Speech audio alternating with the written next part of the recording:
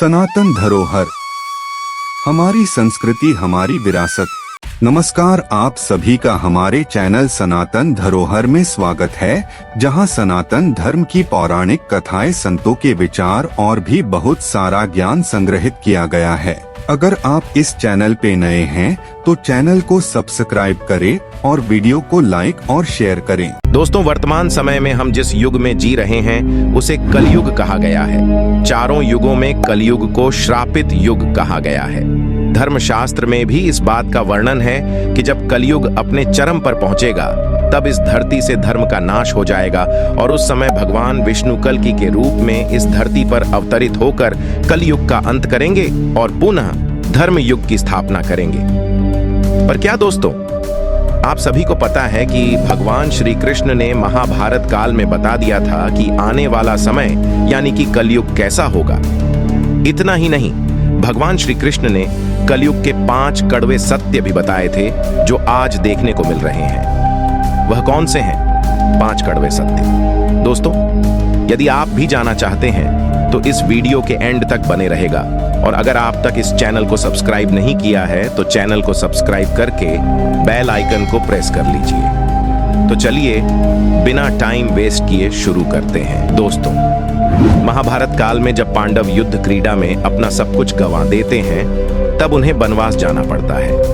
वनवास जाने से पहले भगवान श्री कृष्ण से मिलते हैं और कहते हैं, हे भगवान, युद्ध क्रीड़ा में सब कुछ गंवा देने के बाद हम 5 भाई द्रौपदी के साथ वनवास जा रहे हैं, लेकिन जाने से पहले हम यह जानना चाहते हैं कि आने वाला युग कलयुग कैसा होगा, उस समय के मनुष्य कैसे होंगे, लोगों के विचार कैसे होंगे और मोक्ष की प्राप्ति कैसे होगी। पांडवों के मुख से ये सारी बातें सुनकर भगवान श्री कृष्ण थोड़ी देर सोच विचार करते हैं और फिर पांडवों से कहते हैं, पहले आप सभी वन जाइए और वन में जो भी आपको जो कुछ भी दिखे वह आकर मुझे बताइए, तब मैं आप सभी को इन प्रश्नों का जवाब दूंगा। अब भगवान श्री कृष्ण के कहे अनुसार 5 भाई वन में चले गए और वन में जो कुछ भी उन्हें दिखाई दिया उसे देखकर वह हैरान हो गए। उन्हें अपनी आंखों पर विश्वास नहीं हो रहा था। कुछ समय बिताने के बाद वह सभी भगवान श्री कृष्ण के पास लौटते हैं, लेकिन इस बार पांडवों के मस्तक पर सिकंद था और वे किसी उलझन में पड़े नजर आ रहे थे। जब भगवान श्री कृष्ण ने उनकी ऐसी दशा देखी तो उनसे रहा नहीं गया और भगवान श्री कृष्ण ने कहा, आप सभी के सोच विचार में मग्न हैं, हमें बताएं, अगर संभव होगा तो हम उसका समाधान अवश्य करेंगे। भगवान श्री कृष्ण के मुख से यह बात सुनकर पांडुपुत्र युधिष्ठिर ने हाथ जोड़कर उनसे कहा कि है माधव, हमारी शंका उन दृश्यों को लेकर है जो हमने वन में देखा। उनकी कल्पना हमने कभी सपने में भी नहीं की थी। तभी भगवान श्री कृष्ण कहते हैं कि आप सभी एक एक करके मुझे विस्तार से बताइए कि आपने वन में क्या देखा। इसमें सबसे पहले युधिष्ठिर कहते हैं, हे द्वारका नरेश, हम सभी 5 भाई वन में अलग अलग दिशाओं में भ्रमण के लिए निकल गए थे। जब मैं अकेला वन में भ्रमण कर रहा था तब मैंने 2 सूंड वाले हाथी को देखा। अब आप मेरी इस शंका को दूर कीजिए कि भला एक हाथी के 2 सूंड कैसे हो सकते हैं। अब अर्जुन की बारी होती है।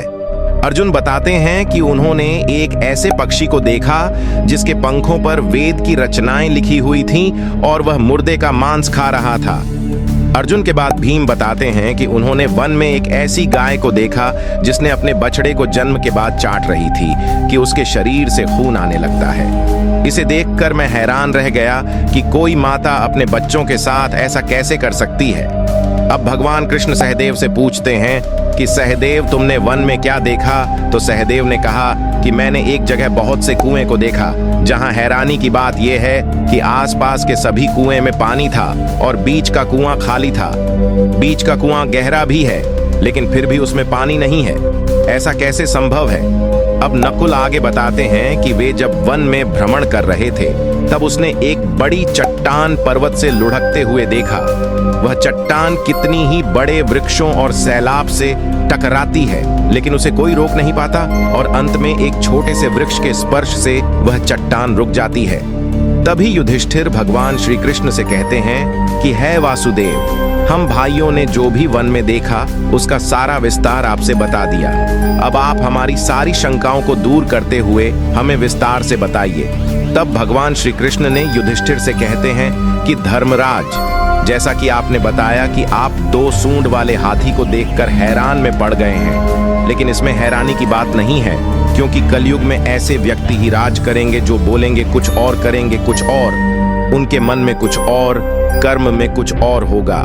ये लोग शोषण करने का एक भी मौका हाथ से जाने नहीं देंगे, ये बस अपने ही हित की बात सोचेंगे। अब भगवान श्री कृष्ण अर्जुन से कहते हैं कि है पांडुपुत्र अर्जुन, तुमने वन में एक ऐसे पक्षी को देखा जिसके पंख पर वेद की रचनाएं लिखी हुई थीं और वह मुर्दे का मांस खा रहा था। लेकिन इसका मतलब यही है कि कलयुग में ऐसे ही लोग होंगे जो कहने को तो विद्वान ज्ञानी पुरुष कहलाएंगे, किंतु इनका आचरण राक्षसी हो। उनके मन में यही होगा कि जल्दी किसी की मृत्यु हो और उसकी संपत्ति के मालिक खुद बन जाएं। कलयुग में मनुष्य के लिए सबसे ऊपर धन और संपत्ति होगा और कुछ गिने चुने शख्स ही वास्तविक संत होंगे। इसके अलावा कलयुग में ज्यादातर इंसान अपनों को ही ठगता, आगे बढ़ने के विचार में होंगे। अर्जुन के बाद भगवान श्री कृष्ण भी हमसे कहते हैं कि हे भीम, जैसा कि आपने देखा कि एक गाय अपने बछड़े को इतना चाटती है कि उसके शरीर से खून आने लगता है, ठीक इसी तरह कलयुग का मनुष्य अपने बच्चों पर इतना प्यार लुटाएगा कि उसका विकास रुक जाएगा। एक माता की ममता, अपनी औलाद की मोह माया और संसार में इस तरह बांधकर रख देगी कि उसके बच्चे का जीवन नष्ट हो जाएगा। अगर किसी का बेटा घर द्वार छोड़कर साधु बन जाएगा तो उसके दर्शन को हजारों व्यक्ति जाएंगे, किंतु अपना बेटा साधु बनेगा तो वह रोएंगे, विलाप करेंगे कि मेरा बेटा गलत रास्ते पर चला गया। दोस्तों, ये भगवान श्री कृष्ण जीवन की वास्तविकता को बताते हैं कि इंसान को यह समझना होगा कि तुम्हारे पुत्र तुम्हारे नहीं, अपनी पत्नियों की अमानत हैं और पुत्रियां अपने पतियों और। तुम्हारा यह शरीर मृत्यु की और आत्मा परमात्मा की अमानत है। भीम की जिज्ञासा को शांत करने के बाद भगवान श्री कृष्ण सहदेव को कहते हैं कि सहदेव, जैसा कि तुमने वन में देखा कि एक साथ कई कुएं थे, लेकिन सिर्फ बीच का कुआं खाली था। इसका मतलब यह है कि कलयुग में धनी व्यक्ति अपनी मन की खुशी के लिए विवाह उत्सवों में धन खर्च करेंगे, लेकिन अपने आसपास किसी गरीब को देखकर उसकी मदद नहीं करेंगे, फिर चाहे वह गरीब उनका सगा ही क्यों ना हो। अपनी मौज मस्ती के लिए, खुद को खुश रखने के लिए वह शराब, कबाब और फैशन में पैसे उड़ाएंगे, लेकिन किसी के आंसू को पूछना अपना कर्तव्य नहीं समझेंगे। कलयुग में अन्न तो होगा और धनी लोग उसका उपभोग करेंगे, लेकिन गरीब व्यक्ति एक एक दाने के लिए तरसेंगे और ऐसे ही मर जाएंगे। भगवान श्री कृष्ण की यह सारी बातें सुनकर सहदेव थोड़े दुखी हो जाते हैं, लेकिन इस कटु सच के सामने वह क्या ही कर सकते थे।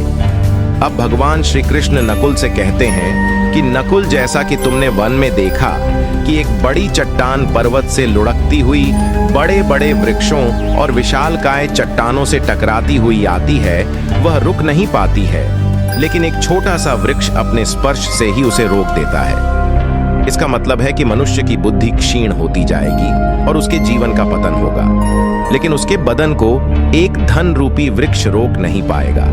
पर हरि नाम रूपी एक छोटा सा पौधा व्यक्ति का पतन रोकने के लिए सक्षम होगा।